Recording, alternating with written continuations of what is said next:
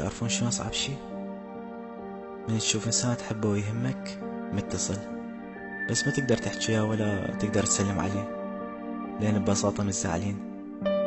من تظل تبوع على آخر كلام بيناتكم وتنقهر وتريد تكتب له وتتراجع، تبقى تتذكر أيامكم وتشتاق له، وبعدين تتذكر آخر موقف وتقول لا ما أريد أتنازل وأكتب له.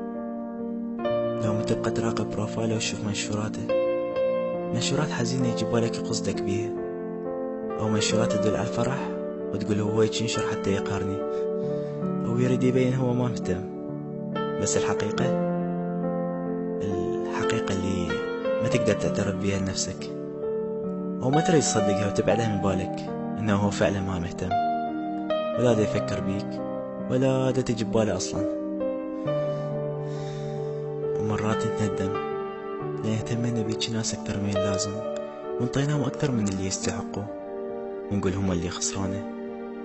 ومرات نقول لا مو قصدهم، احنا فعلا كنا غلطانين، احنا اللي أذيناهم، احنا اللي جرحناهم وهم تحملونا هواية، ونحاول نبرر لهم أفعالهم ونطلع لهم ألف عذر، وبعدين نتأكد إنه احنا فعلا غلطنا، بس غلطنا من نعطيهم اهتمام أكثر ما نعطونه، وننقهر مو عليهم بس على نفسنا لما وصلنا هالمرحلة، ونقول يا ريت عرفنا قيمتهم من زمان.